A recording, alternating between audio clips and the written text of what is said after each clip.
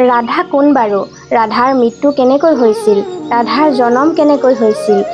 আজি মই এই ভিডিঅ'টোৰ জৰিয়তে সকলো কথা ক'ম। নমস্কাৰ বন্ধু-বান্ধৱীসকল, মই বুলিকা। যদি মোৰ ধাৰ্মিক কাহিনীবোৰ আপোনালোকৰ ভাল লাগে তেনেহ'লে লাইক, শ্বেয়াৰ, ছাবস্ক্ৰাইব কৰিবলৈ নাপাহৰিব। আহক আমি কাহিনীটো আজি শুনো ৰাধাৰ বিষয়ে। ৰাধা হৈছে কৃষ্ণৰ প্ৰতিবিম্ব স্বৰূপ। কৃষ্ণৰ ছাঁটোৰ পৰাই ৰাধাৰ সৃষ্টি হৈছিল। কৃষ্ণ আৰু ৰাধা বেলেগ নহয়, একে হয়।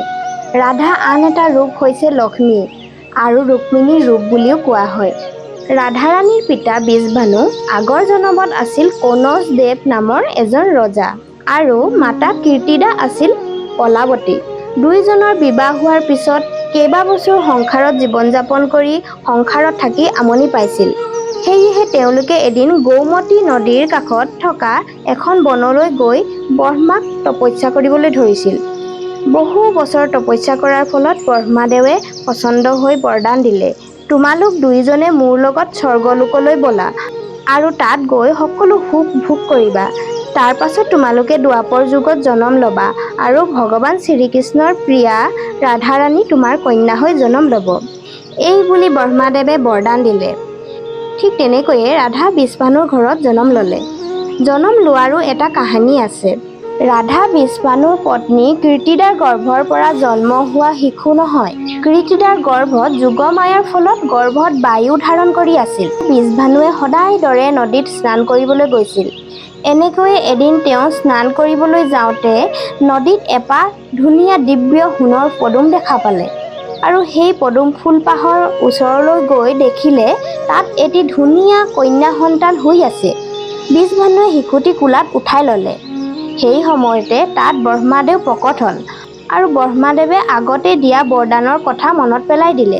তাৰ পিছত শিশুটি বৃষভানুৱে ঘৰলৈ লৈ আহিল। এনেকৈয়ে বৃষভানুৰ ঘৰত ৰাধা জন্ম হৈছিল। আহক আমি এতিয়া শুনো ৰাধাৰ মৃত্যু কেনেকৈ হৈছিল। ভগৱান শ্ৰীকৃষ্ণ যেতিয়া বৃন্দাবন এৰি সদায় কাৰণে গুচি গৈছিল, তেতিয়া ৰাধাই কৃষ্ণৰ ভক্তিত মগন হৈ জীৱন কটাব ধৰিলে। কাহিনীৰ অনুসৰি যাদৱৰ পুত্ৰ অভিমন্যুৰ লগত ৰাধা বিবাহ হৈছিল। অভিমন্যুৰ আন এটা নাম আছিল আৰিয়ন। আৰিয়নে এজন ঋষিৰ পৰা শাপ পাইছিল যে যদি ৰাধাক কেনেবাকৈ চুৱে তেন্তে লগে লগে ভস্ম হৈ যাব। সেইকাৰণে ৰাধাই স্বাধীনভাৱে কৃষ্ণৰ প্ৰেমত মগন হৈ থাকিছিল। বহুত বছৰ পিছত ৰাধাই নিজৰ বিবাহিত জীৱন ভালদৰে পাৰ কৰি সকলো কৰ্তব্যৰ পৰা মুক্তি হৈ ল'লে। তাৰ পিছত ৰাধাই কৃষ্ণৰ ওচৰলৈ দ্বাৰিকালৈ আহিল। দ্বাৰিকা অহাৰ পিছত ৰাধা আৰু কৃষ্ণই মৌন হৈ থাকি ঘণ্টা ধৰি এজনে আনজনৰ লগত মনৰ কথা পাতিছিল। কৃষ্ণৰ বাদে দ্বাৰিকাত ৰাধাক কোনেও চিনি নাপাইছিল। ৰাধাই দ্বাৰিকাতে কৃষ্ণৰ লগত থাকিবলৈ ধৰিলে। কৃষ্ণই ৰাধাক সকলোৰে আগত দেৱিকা বুলি চিনাকি দিছিল। ৰাধাই তাত সকলো কাম-কাজ কৰাৰ লগতে শ্ৰীকৃষ্ণৰ ভক্তিৰ লগতে সময় পালে কৃষ্ণৰ লগত মনৰ কথা পাতিব লৈছিল। কৃষ্ণই ৰাজপাটৰ লগতে অন্য কামত ব্যস্ত আছিল। আনফালে ৰাধাই সেই পুৰণা গকুলৰ কৃষ্ণক মনত পেলাই থাকিছিল। কৃষ্ণক আগৰ পুৰণা নিচিনা নাপাই ৰাধাৰ মন বিচলিত হ'বলৈ ধৰিছিল আৰু মনত ভয় লাগিব ধৰিল, কিয়নো কৃষ্ণৰ পুৰণা ছবি যাতে ধুন্দুলা হৈ নাযায়। সেই কাৰণে এদিন ৰাধাই ৰাজভৱন আৰু দ্বাৰিকাৰ নগৰী মনে মনে এৰি গুচি আহিল। এনেকৈয়ে এদিন ৰাধা অন্তিম সময় কাষ চাপি আহিল। সেই অন্তিম সময়ত কৃষ্ণই ৰাধাক দিয়া বচন মনত পেলাই দিলে। ৰাধাই কৃষ্ণক স্মৰণ কৰাৰ লগে লগে কৃষ্ণ দৌৰি দৌৰি ৰাধাৰ ওচৰ পালেহি। ৰাধাৰ অৱস্থা দেখি কৃষ্ণ দুখত ভাগি পৰিল আৰু কৃষ্ণই ৰাধাক অন্তিম ইচ্ছা খুজিবলৈ ক'লে। ৰাধাই তেওঁৰ আগত এটা ইচ্ছা প্ৰকট কৰিলে।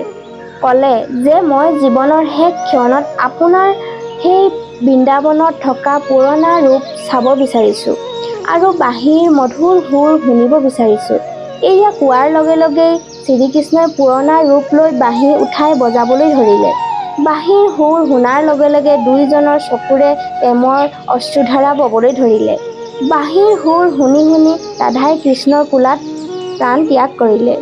ৰাধাৰ মৃত্যুৰ পিছত কৃষ্ণ ইমানেই দুখত ভাগি পৰিল যে বাঁহীটো ভাঙি পেলাই দিলে আৰু কেতিয়াও বাঁহী নবজোৱাৰ নিৰ্ণয় ল'লে। কিয়নো বাঁহী আৰু ৰাধা এই দুয়ো কৃষ্ণৰ জীৱনৰ সকলো আছিল।